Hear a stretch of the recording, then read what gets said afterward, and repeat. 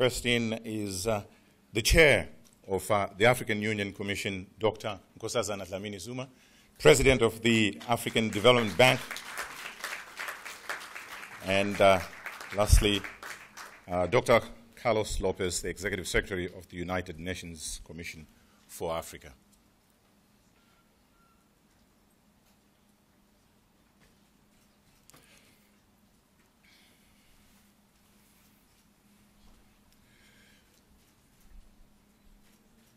Your Excellencies, welcome to this session, Financing Africa's Infrastructure.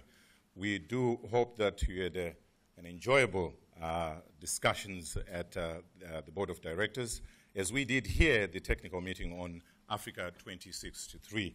The messages that came are that of a focused Africa, an Africa that really should move forward quickly, and also an Africa that should be reflective, looking back at what has worked and what has not worked. And that's what took place in a nutshell, and the discussions that were taking place here as you were at the Board of Directors. We are now going into the opening session, but the program will be the opening session, and then we'll get our principals in front here to address us. After that, we'll get then to hear a presentation from the African Development Bank, and that will be delivered by the Vice President on Finance, Mr. Charles Bowama. Then we go into a media briefing. I'm told we needed to move the media briefing up because of Ramadan, and by the time we finish, they might not be able to come and cover. So we go into a media briefing, and for those who are able to eat, can then have a quick lunch. We then come back and have a discussion on the issues that will come out of here, which I would not want to steal thunder from anyone, but allow those who have to introduce us to come. We have a final communique that will then give the messaging that has come up here. So without further ado, may I ask the president of the African Development Bank Group, Dr. Donald Kaberuka, to give us his welcome address. Sir. Thank you. Thank you so much. Good morning, all. I want to thank you for making to Tunis our temporary home for the last decade. I was telling Dr. Zuma and Mr. Lopez that even after 10 years, we still say that we're in temporary home. For those of you coming from the southern hemisphere, where it is winter, or in the highlands of Addis, I'm told today it is 33 degrees outside. I hope that does not make it difficult for us to do our work. But I want very much to thank each one of you, beginning with you, Chairperson Dr. Zuma. Thank you very much for finding the time out of your busy schedule. Thank you, Secretary Lopez. I believe this is your first time here at Tunis as head of ECA. Welcome, nonetheless. Thank you, leaders of REX, Ambassador Sesbera, Sidi Songwenya, Engineer Malim, Madam Clotilde, and the heads of other institutions all represented here. Unfortunately, Mr. Salomao could not make it, but he has sent a special representative. That's right. I think our colleagues in ECOWAS have a summit as well, but somebody here. Right? Oh, wonderful. Good to see you, sir. And then we've got heads of the financial institutions of our communities. I see my good friend from Bewade here. Welcome. I see the head of BDSA. Welcome. I see Mr. Admasu there from PTA Bank. And I can see my friend from EBID as well, and other institutions. So we're all full team. And I can see some old friends as well around the table from different institutions. So I want to begin by commending you for what you do already in your respective regions and mandates. I think the progress Africa has been making is in some measure a reflection of our collective efforts in the last decade. From peace building, championed by African Union, to issues around governance, championed by my good friend Lopez, to regional integration, which all of us share, and of course financing infrastructure, which are bread and butter here in the bank. The African Development Bank is very pleased to be your partner. Like the continent itself, as we'll be hearing this morning, the bank itself has grown significantly over the last decade. As I mentioned at the board, our ongoing active portfolio at the moment is about $25 billion, 60% of which is in infrastructure. Last year, we committed around $7 billion of projects, often in collaboration with you in the different regions. Our staff work in close touch, I hope seamlessly, but if not so, please let us know what we can do better. Now, last time we met in Addis between my two colleagues and myself, we put in place a framework for a study of the mega trends which will influence Africa in the next 50 years. From the demographic dynamics to potential leapfrogging technology to climate change to the shifts in the global economic landscape. That study is well underway, and I want to thank those of you who have been involved in that.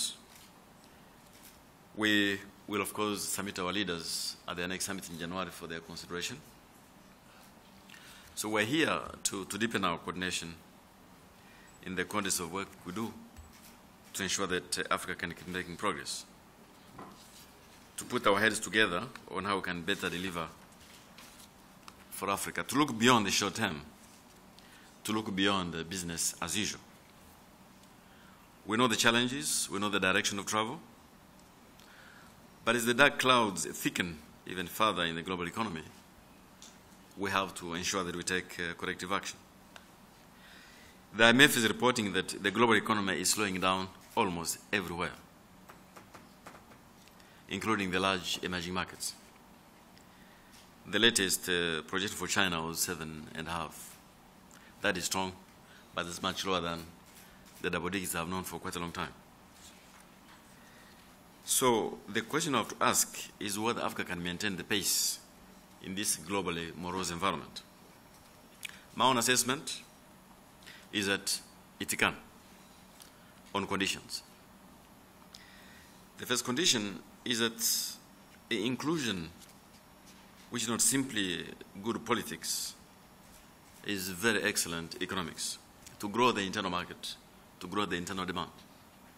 Because what has driven African growth over the last decade is many things, but domestic demand has played a big role. But domestic demand will not grow fast enough unless there's greater integration, unless this balkanization, the barriers are also removed. So that is the second condition. Greater inclusion, good politics, good economics, but also greater integration, faster integration.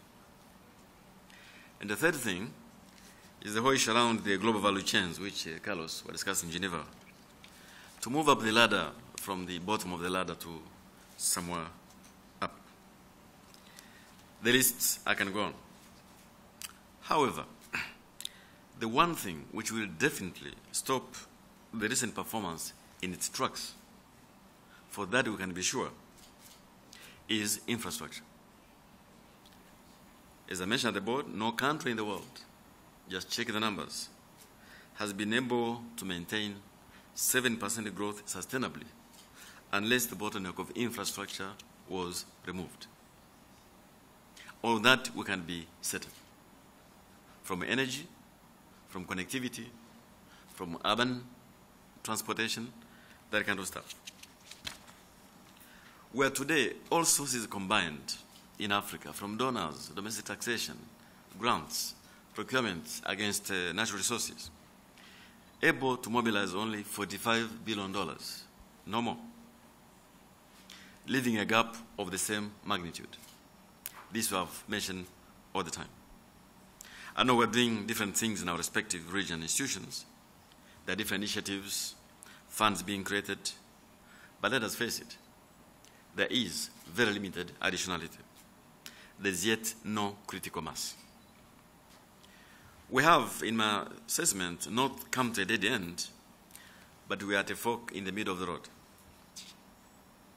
the ongoing initiatives cannot bring us to scale. Business as usual will not finance our infrastructure. Our governments are doing more, is raise more revenues, including from natural resources.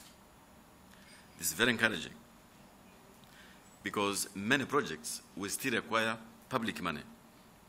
And that is why great efforts at mobilizing domestic revenues must be intensified. Development partners, of course, will continue to be needed because, as I say, there are some projects which always require public money. But the tight financial situation they face is real. I can see that as we're raising money now for the African Development Fund. More and more countries are accessing the capital markets. This is highly commendable. Countries are getting ratings, going to the markets, and borrowing money. I want to encourage more countries to do that, provided, however, that money is spent wisely and debt is managed effectively. As I said in Marrakesh, we have the Asian financial crisis of 1997 to learn from. Now, but of course also even the capital markets, there are issues to consider. If quantitative easing comes to an end as we're reading, clearly the markets will get tighter. The current natural resource boom provides an opportunity for those who have them, provided again those taxes are paid and revenues well spent. So, taking into account the priorities in PIDA, beating our record on infrastructure, and bearing in mind what I've just mentioned, that it is business as usual or a ball game change, this is what we have tried to do. Studies after studies, including an excellent one done by ECA last time, have shown that there is a reasonable pool of savings in Africa which can help in funding our development. These are typically invested in European or American paper. However, existence of pools of savings is one thing, and being able to mobilize them is something else. These pools of savings are available only if the business proposals are attractive. Those people managing the funds, from insurance companies to other institutions, are fiduciaries. They're responsible for somebody's money. And they will only part with that money under clear commercial considerations. Now, if that is true for Africa's pools of savings, it is also true for external savings, such as the sovereign wealth funds. As we reflected on these issues in the bank, we concluded that there are three separate problems. The first one is a perennial problem of lack of projects ready to go. There's a list of projects, but the list of projects ready to go is very short. There is even a larger problem of those ready to go, but which are commercially viable and they are bankable. And third, the need for a vehicle which can do the necessary engineering, risk mitigation, enhance the credits, provide investors with an assurance of a good return of security, in the case of central bank savings, liquidity as well. As you all know, like some financial institutions here, financing infrastructure, financial engineering is a core of our business. That is what we do. As I mentioned, out of our current portfolio of $25 billion, 17 is infrastructure. We are probably involved in some way or other in 2 out of 3 projects you will see across Africa. So we'd like to bring our experience to bear for our collective advancement. I think the AU leaders in January would be expecting us not simply scenarios about the future, but also about how that future will be secured, in particular financed. So that is the idea of the Africa 50, which we'll be hearing today. I first mentioned the idea at the summit of SADC in Maputo and at the Pan-African Parliament in Midrand. Could we get a vehicle which can build on our track record and our collective strength to attract these pools of savings, but also international pools as well, using, in some way, smart aid, leverage, to ensure that we can make a step further on funding infrastructure.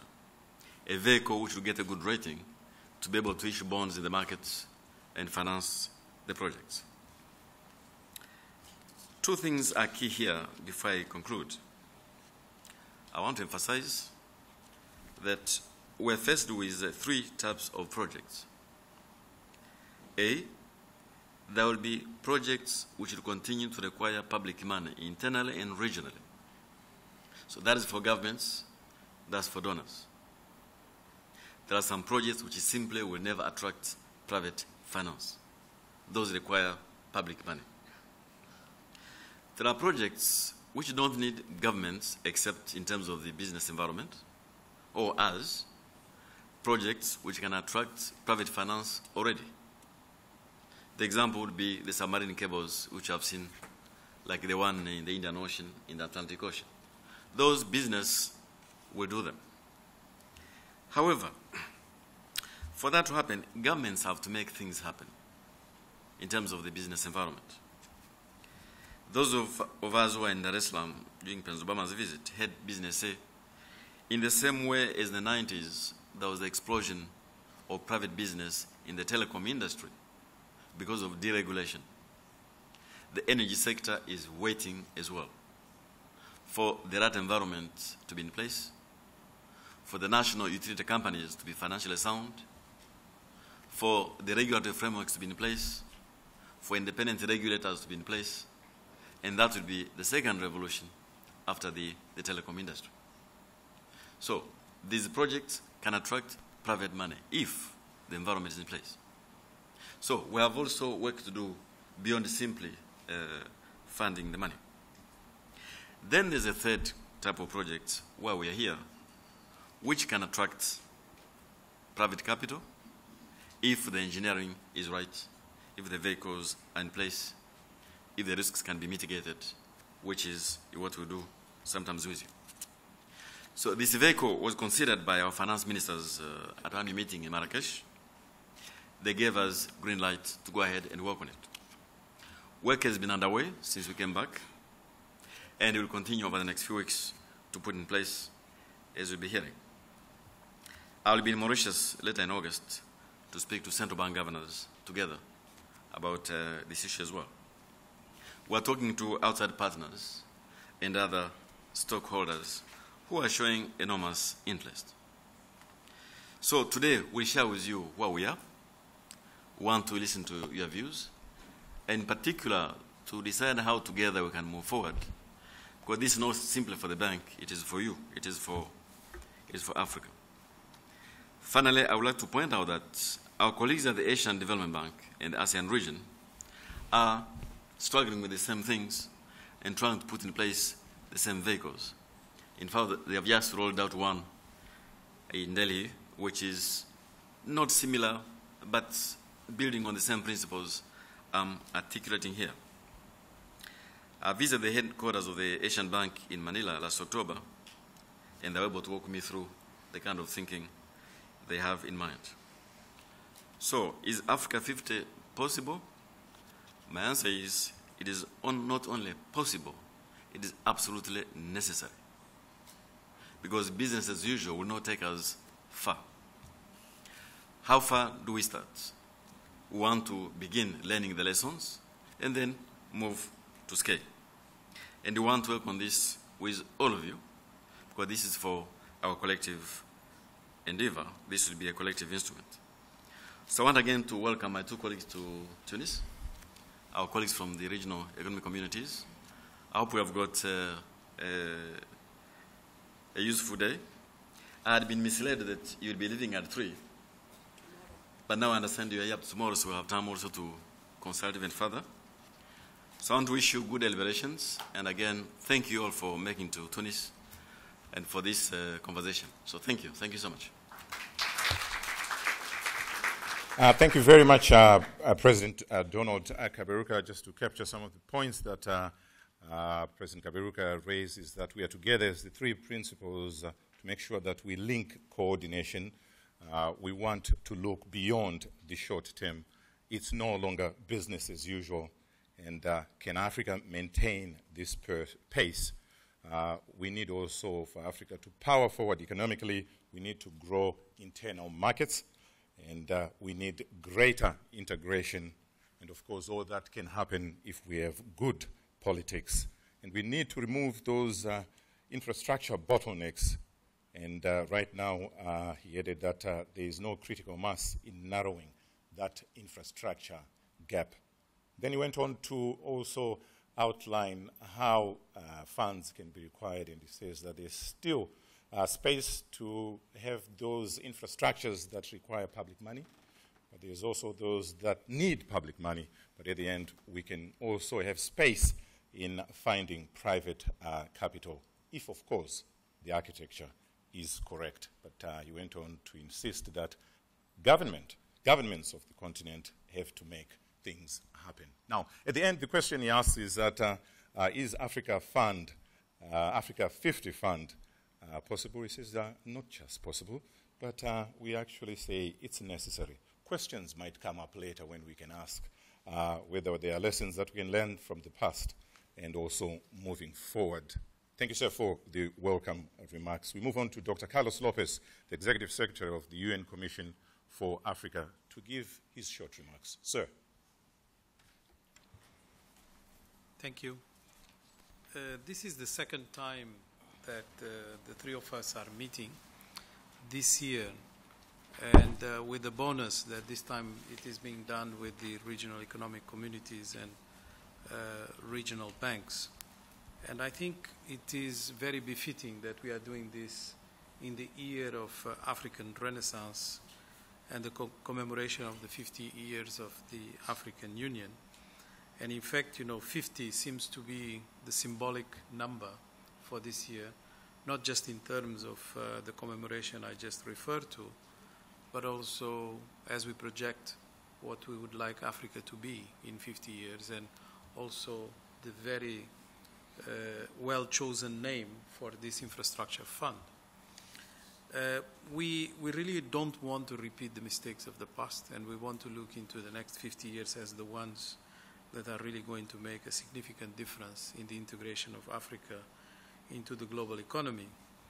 And we don't need to refer to the last decade as a lost decade, since the very last one has not been a lost decade. It has been a decade of incredible transformation for the continent, and one that has shifted gears from the concentration on peace and security issues to growth and development. Doesn't mean that peace and security is no longer in our agenda, but it deserves to be put in the place that it actually corresponds to its size, which is about 100 million Africans affected by conflict, as opposed to close to 1 billion inhabitants. And I think we need to look into our brand and make sure that as we move on with the agenda of Vision 2063, we are going to address these perception problems as well.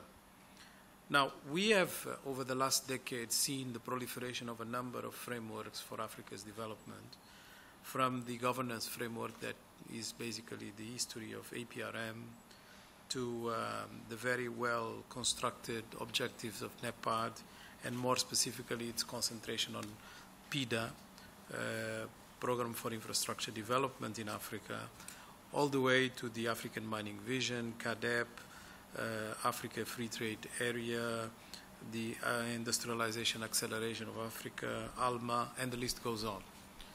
What we now need is basically to pull all these different streams into a coherent whole. And this coherent whole can be something that will actually give cement to the position of Africa in the negotiations with its partners, but more importantly for Africans themselves, because Africans need to set their own objectives, and ownership is precisely that. It's to be able to really command not only the leadership of the processes and implementation, but also the definitional leadership, which Africa's past history tells us is extremely important. So if we are going in that direction, we need basically to have a very concrete goal, a development goal that is more important than all the others. And I would say that is really industrialization, because it's only industrialization that is going to get us modern jobs in the numbers that are required to tackle all the different elements that are coming from the megatrends, including obviously the demographic curve and what comes with it, the possibility of a demographic dividend. If we are going to have industrialization as our objective, we are basically not going to be able to do it the same way as others did, because industrialization through import substitution or export model is no longer really an optional possibility for Africa, because the global value chains have moved on, and today one product is not done from A to Z in one place, and obviously the most of the value now comes from intellectual property, and we have prohibitive costs to enter the intellectual property game. So how are we going to do it then? I think one of the possibilities is really to take advantage of our assets that are in the form of commodities, but also other very important possibilities that are offered by the fact that we have the largest reserve of non-used arable land. But we are only going to be able to take advantage of these possibilities if we go deep into agro-processing and we make sure that agribusiness is the rule of the game, and we are going to be able to increase our productivity through completely different productivity targets. And I think this is possible, and I think this is the way we have to envisage our industrialization, taking advantage of our commodities, both soft and hard, in ways that are going to position us for a very good entry point into global value chains. But we'll have to do it with sophistication, and we have to master that game. But even if we have this ambition and we have good planning and we have good visioning, good strategies, we still have to deal with the very difficult negative pulling factors of the continent, one of which is the quality of our human capital. Beyond having large labor force, young labor force, if education is not really done in response to market demands, we are going to face a problem, as we are seeing with the situation in a number of countries that have modernized and have grown, but continue to have a major unemployment of youth, and yet major deficiencies in human capabilities necessary for industrializing their economies. Another one is, of course, the way we have been dealing with regional integration, with a pace that is not commensurate with our ambitions, and also with the mechanisms for regional integration that are too cumbersome, and also not putting the emphasis where it really matters, such as the issues of free circulation of not only goods and services, but also people, and of course the more complicated issue of how we deal with trade and trade facilitation. If we are going to boost intra-Africa trade, we'll have to move in a direction that is very different from the experiences of the recent past. So I said some of the negative pulling factors, but the most important one is infrastructure. And if we go into the infrastructure game and we want to do things differently, not business as usual, as the President just proposed to us, then there are three big challenges that we'll have to address. And I think the combination of our institutions can respond to these three challenges. The first challenge is that infrastructure is about long-term financing. And long-term financing is not as attractive to a certain type of investors as other type of operations. They are more reluctant. They are, of course, less interested because the returns are not around the corner. They are less speculative by nature, and they really require a certain degree of stability to manage risk in a different way. So this is a very important element that we'll have to overcome. The long-term nature of the requirements will not be as attractive to the markets as other type of operations. The second challenge is complex management and negotiation. These are not your usual type of interventions. It requires financial engineering to start with, capabilities to design, and all the way to managing complexity of implementation, and of course exploitation of the investments made, and negotiations that will allow us to acquire not only the technological inputs that are required for the investments themselves, but also to be able to master them and make them sustainable. And the third very important challenge is cross-border coordination. Because if we are talking about major investments in the continent, we are talking about impact that goes beyond national borders in most cases, with a few exceptions. Most of the projects will have to be conceived from the very beginning, all the way to the way they are going to be maintained, explored, etc., with a cross-border coordination aspect in mind. Well, all these three elements point in the direction of investments in infrastructure not being that much attractive to external partners to start with. We have to do our part first, which is the testimony that will pass that we can address the long-term nature, complex management, and cross-border coordination challenges. That requires that we do first our part, and that is domestic resource mobilization. And when we say domestic resource mobilization, immediately in the minds of most of our political leadership, they think domestic as national. And how do we overcome that last obstacle is extremely important. We can only do that if we address issues of definitions that will allow people to go into vehicles that don't exist right now, and that is this Africa 50 Fund is one of the proposals to deal with. I will just give you an example of how definitional issues can become very important. Is the fact that the way you account for your reserves by central banks may not be compatible to the vehicles that we propose them if definitional issues are not addressed.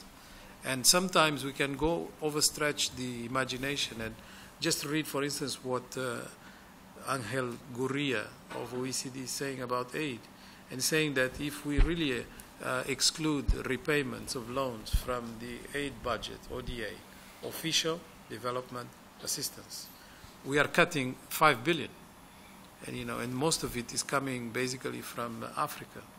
So which basically means that we can almost cut by 5 billion what we are supposed to be receiving from traditional aid. So definitional issues are extremely important. We'll have to take them into account in the debate about domestic resource mobilization. The second aspect is, of course, the illicit financial flows. And how we address them is going to be extremely important, because we have issues of taxation, mispricing, and a number of other elements that will boost the capacity of mobilizing resources from Africa. But I think we will need to address them openly and candidly. And finally, the guarantees and the returns that we'll have to put in place, because no available capital, be it on pension funds, be it on central bank reserves, be it on using remittances as collateral, any stream that you may think of, if there are no guarantees and returns, forget about it. People will continue to do traditionally, even though the returns may be very low. But, at least they will have the guarantee, or vice versa.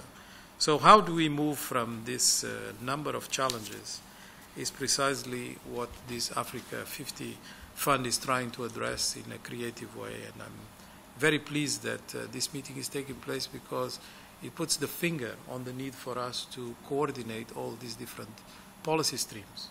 So we have an agenda that is clear. And I go back to Vision 2063 of the African Union, supported by our two institutions, ECA and African Development Bank, and with the ambition of having consultations with all the players in the continent.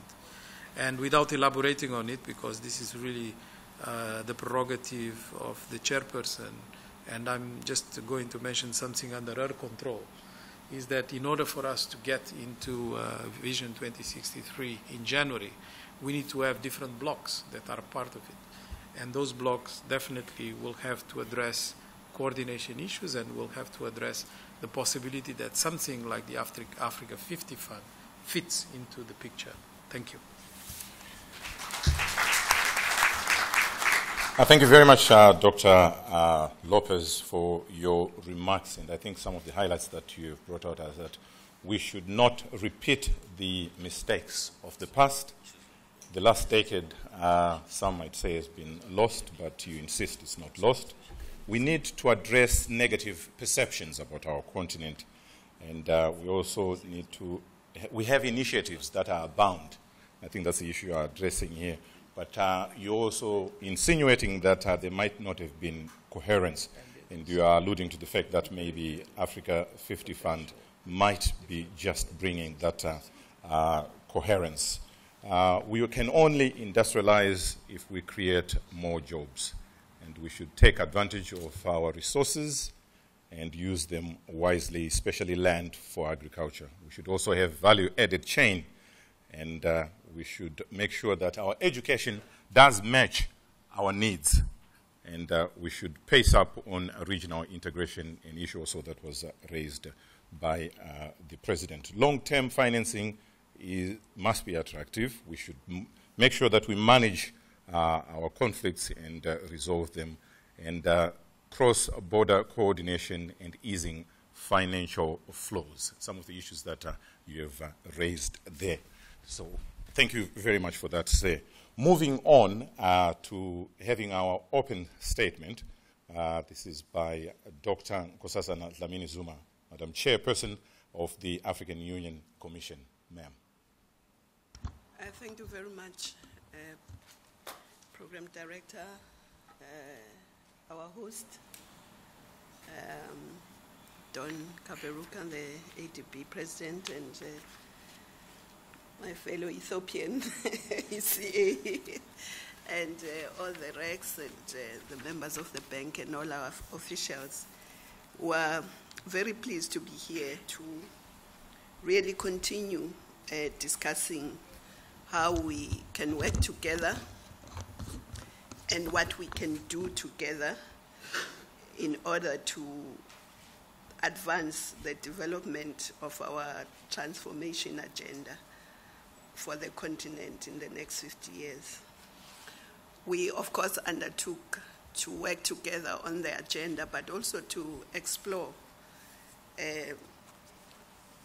and mobilize resources to finance some of the programs that Africa needs, and also to look at how to mobilize global financial opportunities. And this roundtable on Africa 50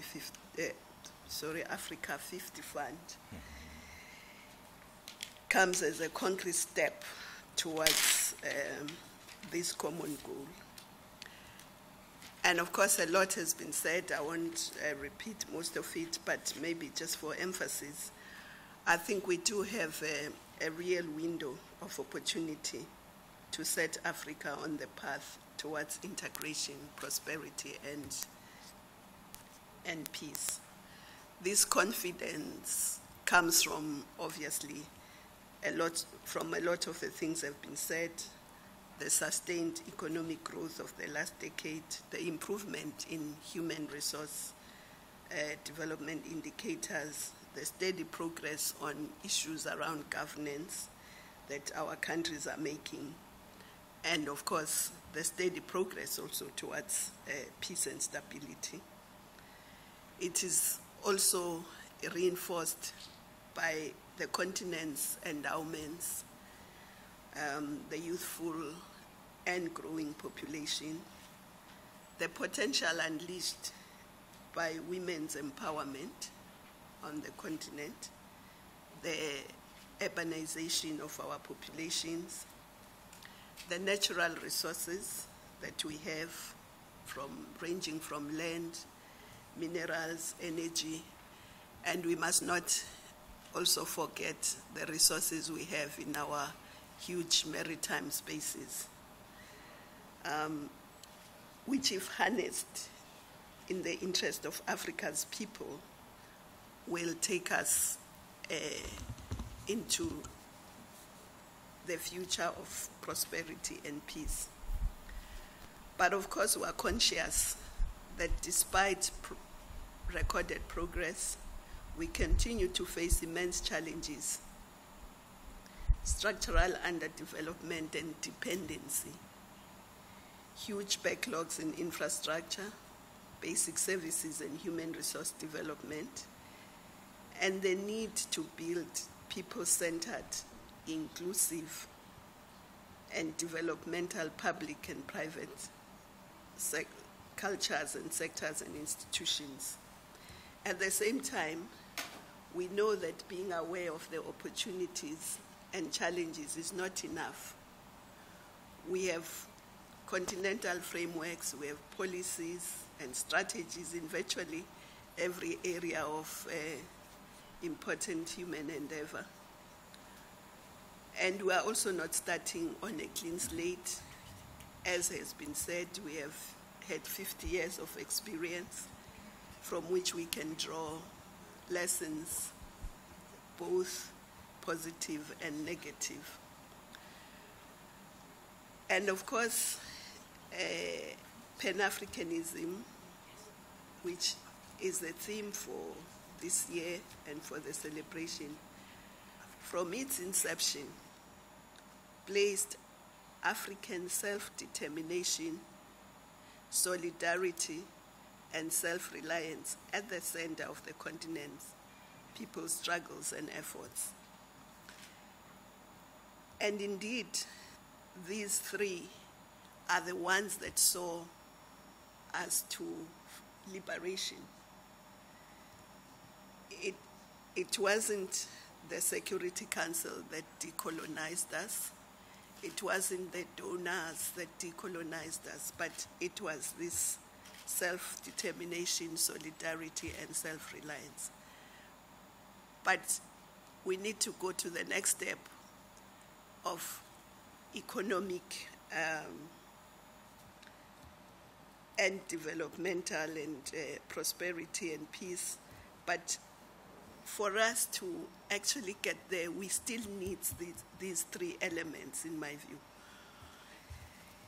Even as we look at economic integration, we still need these three elements. It doesn't mean that talking about these three elements, we shut out everybody else. We welcome all the people to assist us. As the president of the bank was saying, we will still have projects that will need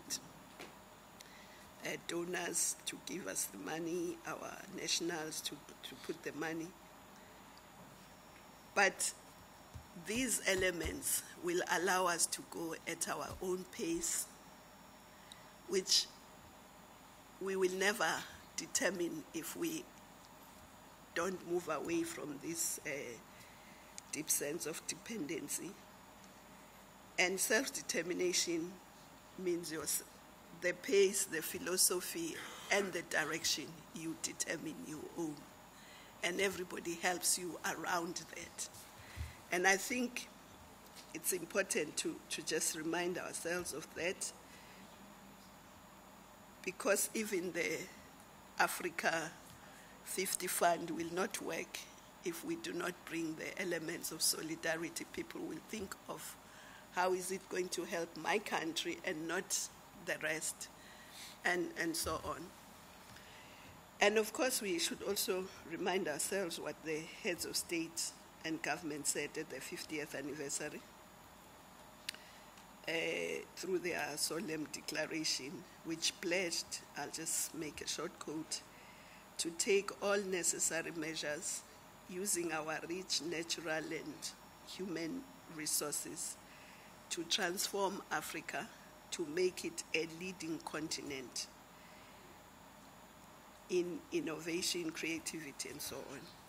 It's possible to make Africa a leading continent. And despite the challenges, we know the key challenges to be tackled to speed up the economic transformation and integration of Africa, especially the full-scale implementation of infrastructure, which we are about today, and that will enhance agriculture, promote industrialization, job creation, intra-African trade, and that will connect our peoples, economies, and continent. We know all that. Now, why aren't we getting there? And I think that's what we're about here, how to really get there. But I just want to say it is in this context that we're developing Agenda 2063, but we must effect a paradigm shift, a shift in how we approach our transformation, how we resource our development, and build capacity, capable public and private institutions, and how to ensure solidarity and joint planning, action and monitoring as we move forward. Of course, all this will work if we have also 3 additional elements: leadership, and within leadership there is political will and everything else that goes with leadership. Execution, because we have all these policies, but why aren't we implementing it? What are the problems? And we need to bring in those 3 elements: leadership, execution. Of course, the president of the World Bank talked about the middle element, which is planning. And of course, Carlos was also talked a lot about planning. So we need to make sure all those are there. And this paradigm shift should include building effective continental solidarity, commitment, and capacity for mobilization of financial and technical resources from the continent, and ensure that these instruments are equitable, promote solidarity, and that they are palatable to our citizenry and easy to administer. Because if we bring in a very difficult to administer vehicle, then it will also be self-defeating. But our citizens should also understand, not only our governments, but I think it's important that our citizens should also understand everything that we are doing. And we must build examples of successes through 2 or 3 regional flagships. Carlos earlier was talking about poles that you can't, even India or China as one country couldn't move every place at the same time. And I think we need those that will then quickly build confidence of all the countries and citizens about the benefits of integration and their contribution to regional and continental agendas. Building national, regional, and continental capacity for project development, but also financing, which the President was talking about, implementation and monitoring, including human resource requirements, and planning to drive and maintain these programs in the short, medium, and long term. Effective and efficient ownership of instruments by African states with strong involvement of the African private sector in the broad sense. That's financial investors, businesses, companies, firms, and etc. And of course, we have to also develop strategies to leverage external resources. And part of what this Africa Fund, 50 Fund, we will do. So I don't want to take a lot of time because this should just be discussions, and I will save you from the rest. Thank you. Thank you very much, Madam Chairperson. I think some of the points you've made is that this is a window of opportunity, the introduction of the Africa 50 Fund. We also need to create, which will help create a peaceful, prosperous Africa. And you are urging that all the initiatives should be people-centered. And you emphasized and you kept on coming back to it on the principles of those 3: self-determination, solidarity, and self-reliance. And we need a transforming Africa. I think the document Africa 50 does speak to transforming the way things have been done. And you also spoke about changing, bringing in a paradigm shift and augmenting the points that have been made by your other colleagues, good governance from the leadership of the continent. And also we need to have quick wins, or at least for the people to see that this fund is ours, this fund is helpful, and let's have those pockets of excellency very early on. A round of applause for our three panelists, please. We just have had the tip of the iceberg from the opening remarks of the president of the African Development Bank Group on what this Africa Fund is all about. But what brought you here or to Tunis is what you're about to hear now on what this animal is all about. And then when we get to hear that, we'll then go to a briefing, and then we'll come back and interrogate the document. So who better to give us that than the Vice President of Finance, Mr. Charles Boama. Sir. Thank you.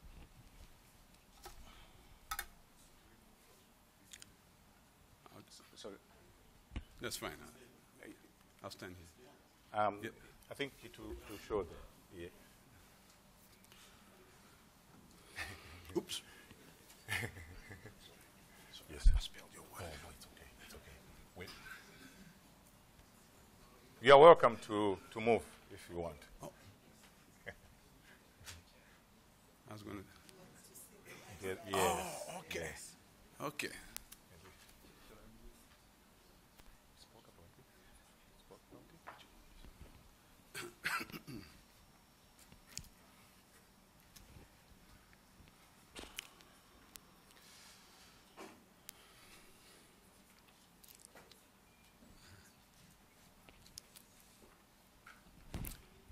Good afternoon, Dr. Nkosazana Zuma, Dr. Carlos Lopez, President Kaburuka, distinguished leaders of REX here present, see ambassadors present here, and also the CEOs of our sister development finance institutions that are here present, distinguished ladies and gentlemen, members of management of the African Development Bank. Good afternoon again, and welcome. It is indeed an honor for me to, on behalf of a team really that has been working on this, to present Africa 50 to you. Actually, the 50 is supposed to be a much larger number. I mean, much larger. But let's just say Africa 50 to you this afternoon. And just allow me a few seconds, because it's important that it's understood that this is a major team effort that is led very much by the president himself, to start with. And then the chief operating officer of the bank, Mr. Emmanuel Imbi, who's over there. And then all the members of senior management, some of them are present here, the acting vice president for infrastructure and regional integration, Mr. Alex Rugamba. Of course, Cecilia Akintomido, you all know, the Secretary General. And then my colleague, Mr. Ali Abu Sabah, who's the Vice President for Sector Operations here. There's a core team behind this that has been also been working very hard on this, and I wish to acknowledge them here. Of course, I'll start with Hela Shekuru, who, and actually I'm proud to say Hela, to announce, and I think most of you know, just recently appointed the first executive director of the Green Climate Fund. So that is fantastic, yeah. And she is the director of energy and environment at the bank, and I think we're going to loan her to them for a little while. And we have also, of course, on the team the head of our private sector operations, Tim Turner. And leading the core team is Taz Anvaripur, who is the head of infrastructure in our private sector operations. And within the team also we have Robert Masumbuku and, of course, Denzel Magume. I thought I should mention this, and then there's many, many other people that are working on this, because it's important to recognize this is a broad effort that has the very solid support of the President. and of course, needless to say, of the board of directors of the African Development Bank. Now, what is, you asked me, what is this animal?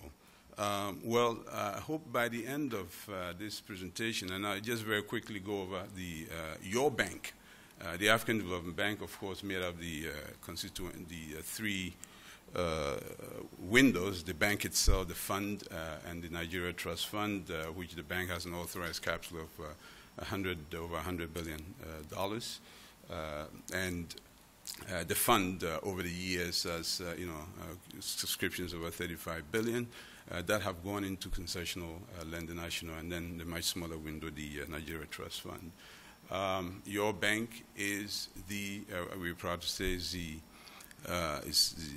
only, and we hope there'll be a few more over time, AAA rated institution by all the major rating agencies. In fact, I just had a meeting with one of them, Moody's, this morning.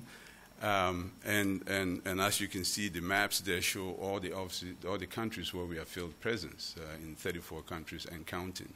So it is your bank, and I think we're all proud of how far the bank has come.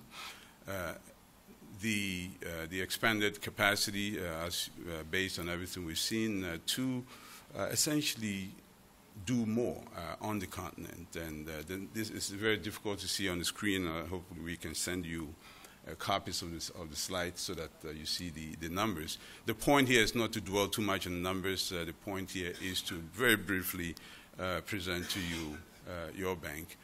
Very recently, our board approved the 10-year strategy of the bank, and it was prepared in consultation with many of you.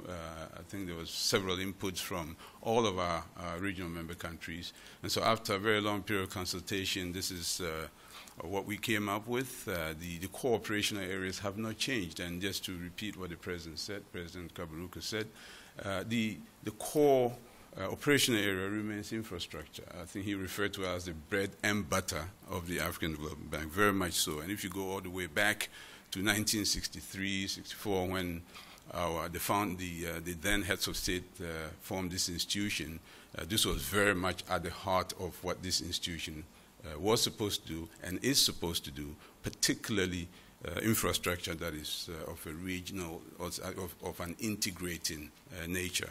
So I thought we'll just take a few moments to just quick backdrop.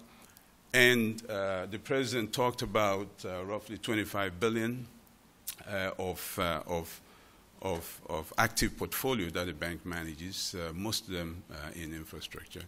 Now, what we're looking here is that of the 25 billion, that's just what the bank has approved in active projects. Now, that translates based on to approximately over $100 billion in terms of project value. This is what the bank currently is managing actively. And I know for the sister development finance institutions present here, you similarly manage portfolios, of course, in infrastructure and other sectors as well. Now, what does this all mean? Just in the last 3 years alone, here are just some of the indicators, what has been the impact of all this. Over 13,000 kilometers of road, over 168,000 jobs, over 1,000 megawatts of power that's been installed, and so on and so forth. So these are just indicators of some of the things that over the last few years have happened, and this is just over the last 3 years only. Now, of course, how do we do that? The various investment tools, and again, I'm looking at our sister, again, development finance institutions, and we use some of the same instruments, basically direct financing, program funding. We do a lot of technical assistance, capacity building, policy dialogue, advocacy, and of course, we do a lot of this in partnership with many other development partners. And then finally, where are we today? Now, the point of essentially talking about all of that is simply to make the point that, and very much the comments that have been made, I think this morning, Dr. Kaburuka made the same comment, Dr. Carlos Lopez, The Honorable Chairperson of the AU Commission, Dr. Zuma, made the same point. Business as usual is simply not getting us there. Now, when you read this business as usual is not working, it might seem a bit harsh. You say, well, it's not working. Are you saying it's just a futile effort? We're not saying that. We're saying that, yes, it's helpful, but it's certainly not going to get us to where we need to go. That's the simple point here. And I think that is one that is all like everybody acknowledges. The numbers are not go over because you all know the numbers very well. These numbers have been bandied about for years. The gap, which is growing, for reasons that we all know. Again, I'm speaking to people who know these numbers as well as we do, so we can afford to go through these very quickly and then dwell a bit more on some of the areas we wish to emphasize. Now, can we do more? Actually, when I looked at that slide, I said, well, can we do more? That's maybe not a question to ask. I mean, we should do more, of course. We've, again, just leaning heavily on the remarks that were made earlier this morning, we have, we've talked about the urgency of the need. We should. I mean, I don't think we have an option here. There is really no choice. So we should do more. And the mega projects on the continent obviously require mega resources. We'll have examples of some of them later on. I think you know most of them.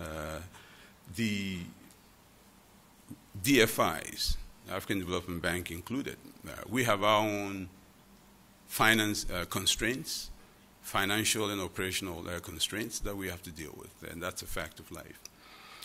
The business models that we have, they help, but they certainly are not going to do the trick completely. And there needs to be a game-changing approach. Again, business as usual isn't working. There needs to be a break from the past. I think the message is consistent. The message is clear. And putting all these together, and again, looking back to some of the things I talked about, some of the things we as an institution have done, which I know many of the partner institutions here have also done in the past. We say when you put all of these efforts together, they simply don't measure up to the scale that is required. They simply don't measure up to the sort of the flexibility that is required in some cases. And so there needs to be a significant change in how we approach things. Hence, enter what essentially we believe should be a new vehicle. We'll talk first about the characteristics of a vehicle as we see it. It needs to have its own DNA, and it needs to have a culture of its own. It needs to be an institution that is different, complementary yet different from the institutions that we have currently. No question about it, has to be an African-led initiative. I think that is critical.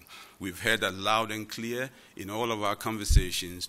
And by the way, this in coming to this stage has been a series of conversations that we have had with other regional member countries, even with certain parties that have expressed interest from the outside, and we'll come back to that in just a bit. It needs to be African-led. It needs to be a credible vehicle, and we'll come to why we think this is credible, why we think this is doable, why we think this is achievable, why we believe this will be successful.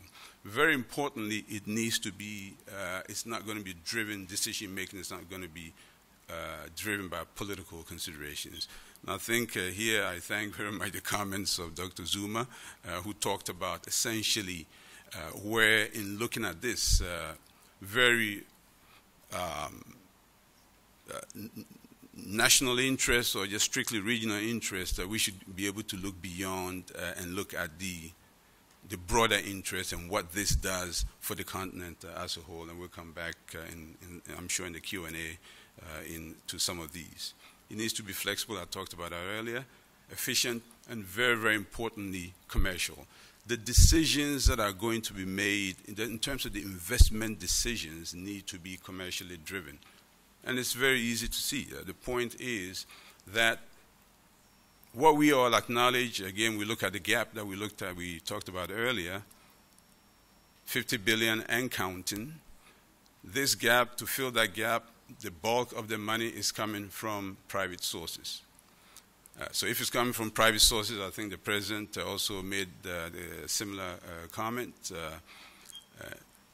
These private sources, yes, they may be moved by the development agenda of Africa. That could be true. They are socially responsible investors, etc. But very importantly, they need to ensure a preservation of capital, and they need a decent return. That is something that we are fiduciaries of funds that are put in our care, and these are principles that on which we do not compromise. We should not expect them to compromise that. Now, the African-led piece, I wish to come back to that because it's so critically important. When Dr. Zuma talked about, and I think Dr. Lopez also talked about, essentially ensuring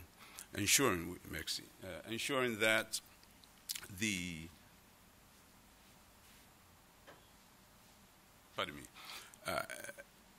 that you are credible only to the extent you have, as they say in some circles, you have skin in the game, that you put money on the table yourself.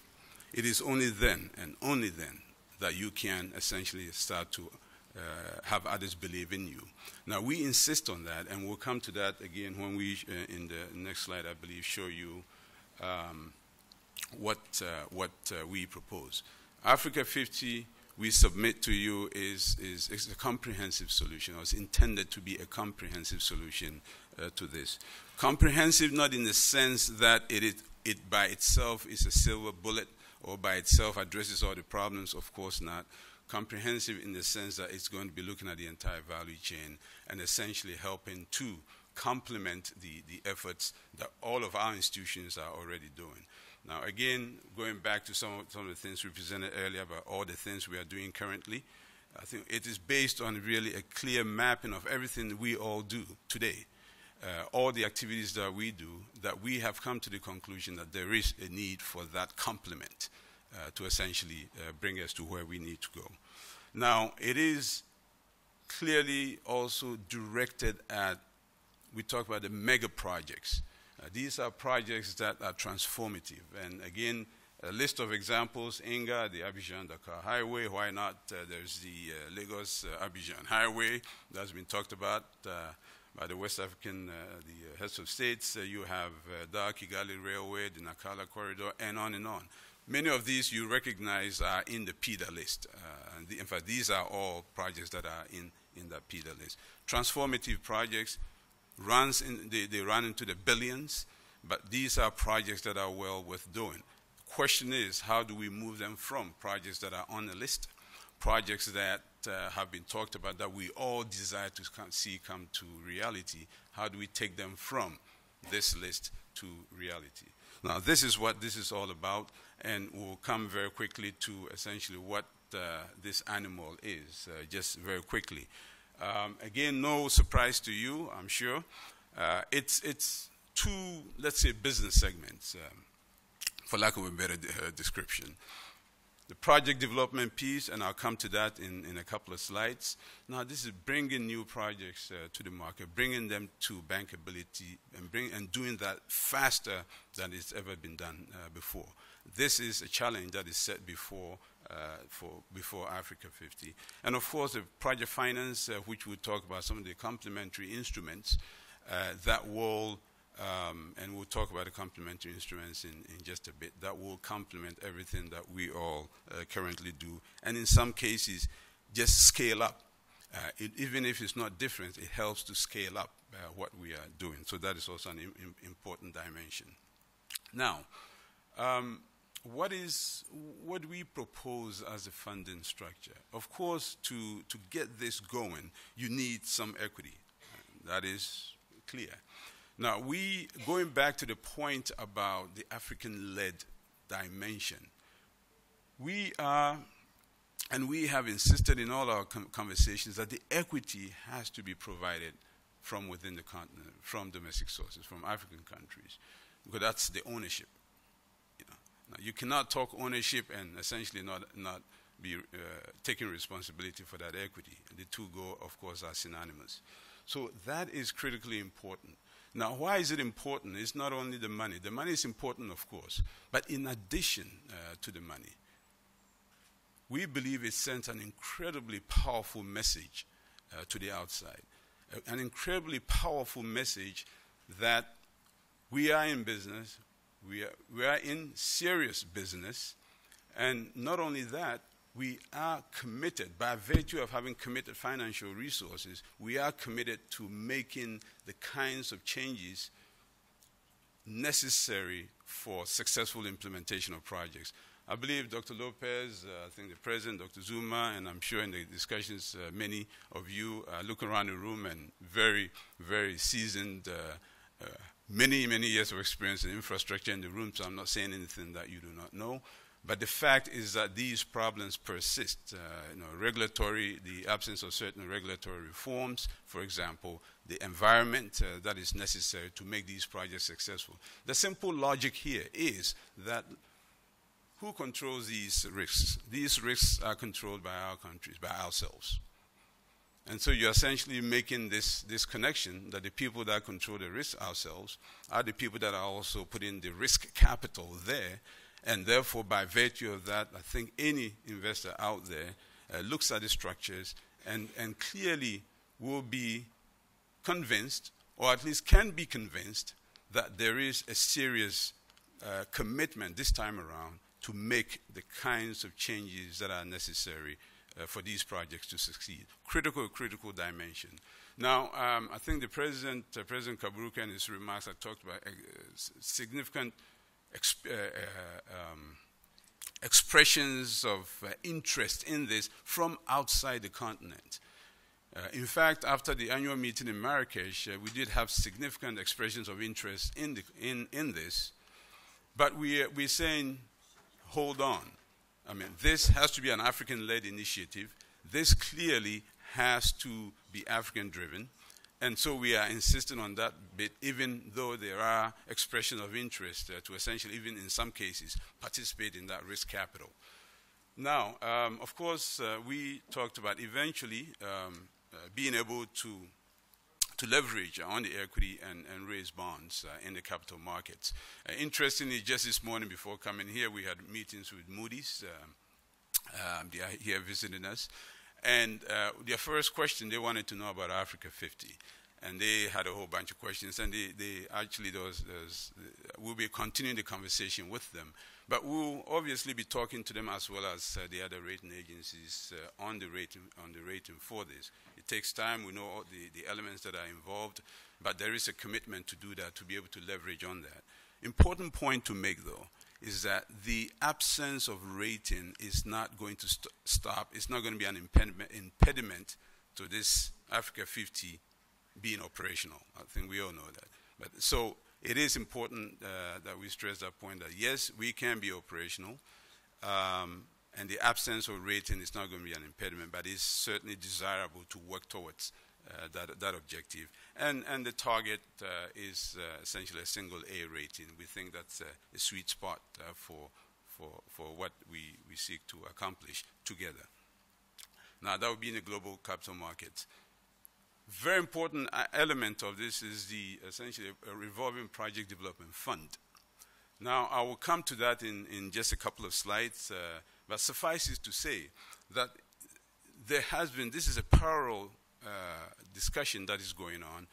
As we look at this, we are also in serious conversations with emerging market development partners, with impact investors, and I'm not at liberty to disclose specifics today, but clearly there's some of the indications, and we'll come to that in terms of the kind of money that is being attracted, or that we believe we could attract to this revolving development fund for project development. Let me move on to the next slide, which now talks about the funding plan. So how big are our ambitions? How large should this be? You know, after considerable thought, after looking at essentially the pipeline, what is likely to come in the near future, the total equity, the target is 10 billion. You know, some have accused us as not being ambitious enough, but we believe that's a good place to start. Of which, in the near term, essentially 3 billion would be paid, and then in a space of up to 7 years maximum, essentially to be able to complete the 10 billion. Now, why this? And the point very simply is one needs to build credibility, and credibility comes with actually delivering the projects. And when our teams, our very seasoned, experienced operations team looks at what is there, what could be brought to bankability, 3 billion is indeed a number that is reasonable to be able to again, in addition to the revolving project development fund that is there as part of Africa 50, to be able to bring projects to bankability and then essentially get them to financial close and beyond. Yes, we talk about leveraging the capital markets, and then of course crowding in other investors. Again, the simple point, you put serious money on the table, you are better believed, and clearly there's a big partnership here, of course, with all our regional member countries, the RECs, ensuring that the environment is appropriate to attract all these. Now, we believe that with 10 billion, and this is based on a track record of, again, in our private sector, remember we're talking about projects that are commercially viable, bankable projects. And so in our private sector operations, the track record over the last 5 years has shown that essentially with each dollar of equity that we put in, of each dollar that is put in, you are essentially looking at $10, hence $100 billion worth of infrastructure that could be delivered, that we believe will be delivered working together with all institutions and with all organizations present in this room. Well, how do we, just a quick note on project development. I promised I was going to come back to that. It's going to be a very surgical approach to project development, essentially having team of professional transaction teams. Now, there's we believe, and again, this is on the basis of discussions that are ongoing, that this revolving project development fund that we talked about, this revolving project development pot, which is part of the total Africa 50, that's the one part of the business segment, the product development part. You're looking at $300 to $400 million, which I think today dwarfs any kind of project development resources that we know. There are many project preparation funds all over the place. I think at last count there were, I think, nearing 60 or something like that. Many of them inactive, and many of them are fairly small amounts. This is a critical part of, in fact, this is step one. If this doesn't happen, essentially where are the bankable projects that we are going to finance? It creates incredible opportunities, we believe, for all institutions present here. If with this amount of money, which again is on the basis of discussions that are currently going on, to be able to raise this form of money, which is of course the riskiest piece that can be put into the riskiest part of the value chain. The stream of bankable projects, the volume of bankable projects just simply increases, and it just increases, it provides just incredible real opportunities for all of us, the African Development Bank included, to invest in these projects that will be coming on stream. So we believe that this is a win-win, a clear win-win for all of us working together to make this happen. We talked also about the complementary instruments. Again, risk-sharing products. You could talk about various partial credit guarantees, partial risk guarantee products. And here again, we talked about having financial and operational constraints. We all have balance sheets and we can only go so far. to the extent you have additional risk mitigation, risk-sharing products that come into play, you can extend your balance sheet. So we look at all the development finance institutions here, and clearly, including this becomes essentially a very attractive proposition to be able to do more even with our existing balance sheets. And then, of course, bridge financing facility, I think clearly for projects that have difficulty essentially getting that, the financing, you could have that come in to make it happen. Long-term lending, I need not say more about that since something we are all very familiar with. We are working very simultaneously. Anytime we've shown the calendar, it's saying, well, I mean, is that achievable? We believe it is. We're working night and day, and we're working on many, many fronts simultaneously. This is by no means, and I'll come to that at the end, the President talked about broaching the idea. Sometime last year, he took the idea to Japan, and there was a working dinner with the ministers in October. This is all to say that this is something that has been in, the idea has been refined with each discussion, with each, at each session, and clearly we're looking forward to, obviously the collective experiences, very rich experiences that are present here in this room, to further enrich the idea. So this is yet another milestone in the path of the development of this vehicle. January 2014, we know what that date signifies, and that's when by that time, we're expecting to have had the serious commitments of both on the project development side and, of course, on the project finance, the equity, the serious commitments of substantial amounts to be able to do so.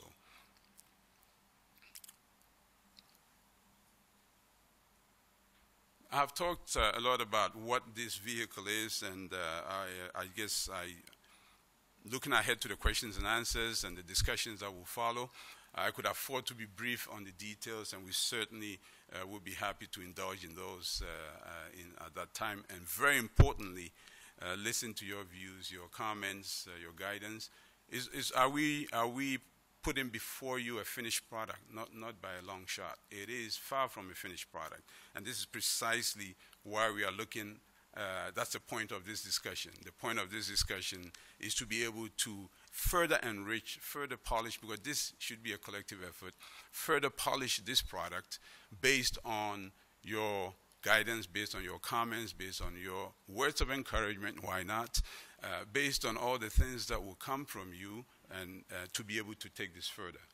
It is something that is for Africa, by Africans, fundamentally. And that means also that commitments to essentially support and invest in the equity of this fund. And I think the more, the number, the bigger the better, of course, but of course it's important that there's a broad representation in this. And different countries, different institutions could afford different amounts, but the important point is that there is a representation which speaks volumes, particularly when we start to talk to rating agencies, talk to the outside. It speaks volumes about where this is coming from, and already the indications are for such strong, broad-based support. So that's that. Critical part, I think we'll be remiss if we did not emphasize the policy dimension. Clearly, the regulatory environments, and I think, again, I can afford to be brief because, Dr. Zuma, I think the President Kaburuka, Dr. Lopez, they all made those comments, so point well made about, and this is part of the big message. Again, linking back to who holds the risk. The countries holding the risk, Africans holding the risk, Africans committing to making and this is a story that we are going to be saying consistently to the outside, the pools of capital that were coming in, both very importantly from within the continent first and foremost, and any other pools of capital from outside the continent that come in. This is a critical message that I think it's convincing. Of course, for the organizations present here that have financing capacity, we'll be looking at of course, co-developing and co-financing these mega projects to the extent, of course, that our balance sheets allow. But this, again, is clearly intended to be a partnership of all of us. And there are many, many roles that we will be playing, both financial, non-financial, regulatory, political, advocacy, the list goes on. Critical roles, and it takes all these roles essentially to make it happen. We took some editorial liberties and put your logos here. We hope we did catch all of them, but the point simply is that this is not about the African Development Bank. This is about all of us. It is a project for all of us. It is a vehicle that is going to make the change and create the change that we want. A famous African proverb out there, I think it's found in all the different languages. I don't know which country claims the original, that they developed originally, but we'll not get into that debate here. If you want to walk fast, you walk alone. If you want to walk far, you need to work together. We are looking to work together with all of you present here in essentially making this vehicle help to bring about the speed up the transformation of our dear continent. Finally, you know, when you notice that in all the slides we have backgrounds of various infrastructure projects. So of course we have runway there, and we are preparing for takeoff. But there's an important question. There's no airplane, so of course we are looking from the window of the airplane, and the question is, what airplane are we going to put up there? What airplane are we going to take off in? We talked about going far. I think Dr. Zuma said that, Dr. Carlos said that. I'm sure you all be saying the same thing. President Kaberuka said the same thing. But we also want to go fast. For many, many reasons. We just cannot afford the pace at which we have moved in the past. And I think that came through very clearly from the earlier session this morning, that we want to go fast. That is clear. And again, we all know the reasons. There are 15 million young people pouring into the labor force every year. They're looking at us, and they want real change, and they want it fast. And they are not particularly very patient at times. So we need to move fast.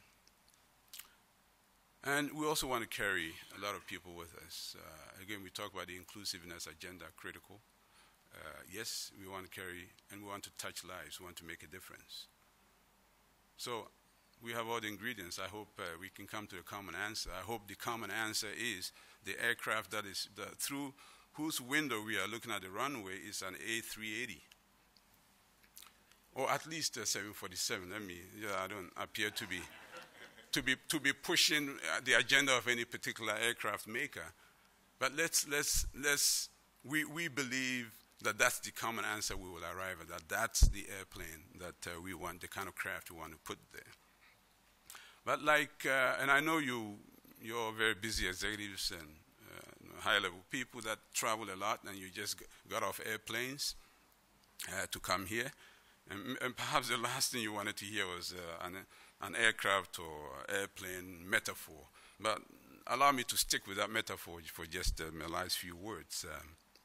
Just like air travel, of course you have the pilot, you have the co-pilot, you have the flight attendants, you have flight engineers who are somewhere in the back. We don't see them, but critical role that they play.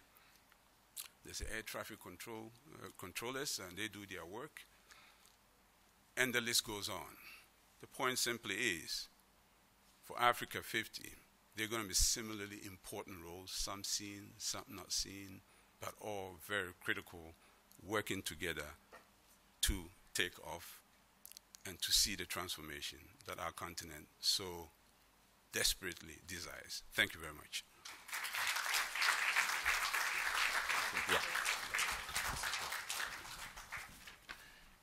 Thank you very much, Vice President Boama.